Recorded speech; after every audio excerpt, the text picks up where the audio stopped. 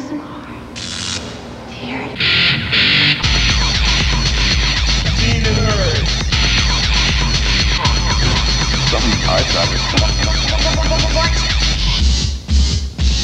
Hi, and welcome to Media Magic. My name is Mark, this is Ajana, and this is John. We're the owner-operators of this company. We're an audio post-production facility. What we do is receive digital audio tapes from various studios around town, and we convert these into products for the bands. We do gypsy thrash, punk rock, classical music, any kind you like. We design the covers and master the CDs and then replicate these for our clients. And I'd like to show you a little bit about the process. We take those digital audio tapes and we load them into our DAT machines, and at that point we can load them into the computer. And while I'm doing that, I can often add other kinds of effects or do some kind of EQ to it. This is a compilation CD we're working on, and it has about 22 songs, and I'm going to zoom in now on a couple of the songs. These are tracks, or what are these? These are, right now we're looking at tracks. We could have as many tracks as we wanted. I'm just working on a stereo pair right now. So this is a stereo as you would hear it on a CD in your living room. This is the left channel and this is the right channel. This is one song from here to here. This is the next song, and the little numbers up here are the PQ subcode. We can have a look at the intro to this song by going in closer and going in closer again. And I'll start playing. You can see that as this song fades out, there's very little space and the next song starts. So now that this song started, the cursor is showing me where the audio is playing. Right here, I think we're going to hear drums coming in because of the spikes on the screen.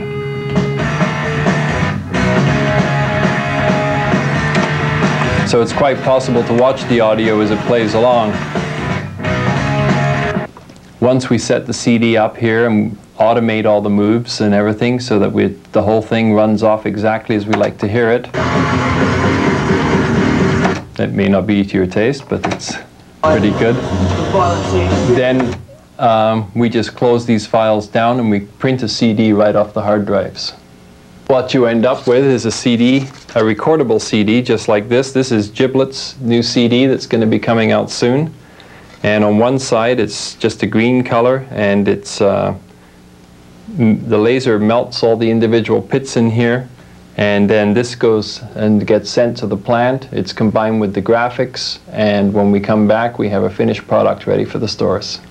The CD has two major print components that need to be printed and designed in here. We have the cover, and it may involve numerous panels and be designed so that it folds out, or a booklet. And we have the back and the spine, which is known as the tray card.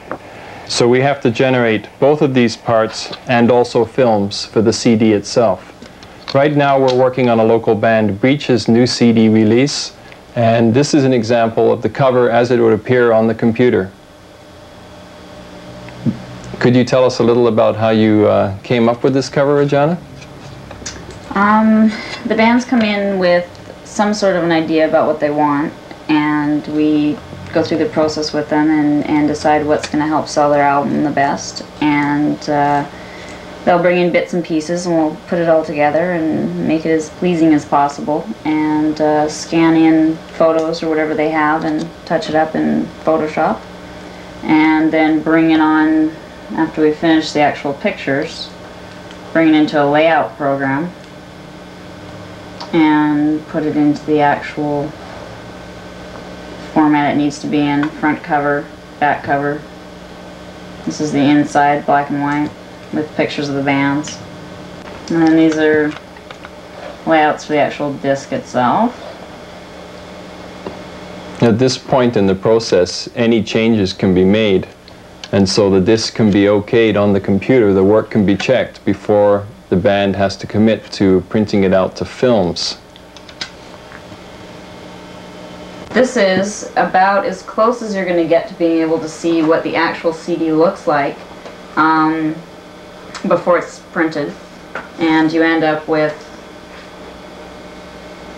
film separations. This is a color key. It's not the actual films they use, but it's how the printers gauge how it's going to work. And you've got your K, your cyan, your magenta, and your yellow, which makes up the entire spectrum. When a band has finished their products and the CDs have been replicated and delivered to the band, they often need to get in touch with people in order to sell the CDs. And we can help there too. John here generates web pages for the band, which is a sort of an internet newsletter that people all over the world can dial into and check out sound bites from the CD and look at the graphics on their own home computers. This is an example of the pages that he created for God Records, which is a small local label run by us. You would log on to the site, you'd see this list. Here's a list of the bands that are available then. I see everyone from Papillomas, Pressure Cooker, Dayglow Abortions, Nothing to Lose, Giblet. What if we click on one of those names? Well, what you then is you actually get to go to the home page of the actual band. So what I've done here, scanned in the cover, and there's a basic write-up on a product. So now what you have here is a full page showing you everything you need to know, and you can click on the cover itself. And when you click on the cover, after a few short seconds. while on this machine and a much longer time on the net, you will get a sound file. I'm so excited, I can hardly wait. John did a web page recently for a local band called Mind Over Matter, and I understand from them that in the first 2 weeks 1,900 people logged on to their web page so that they could find out information about the band. So you can see that this is a very cheap and effective way of advertising your products worldwide. Hi, this is Craig Montoya. Hey, this is Greg Eklund. Hello, this is Art Alexakis for Everclear. We're from Portland, Oregon. You're listening to Victoria's Seen Not Heard.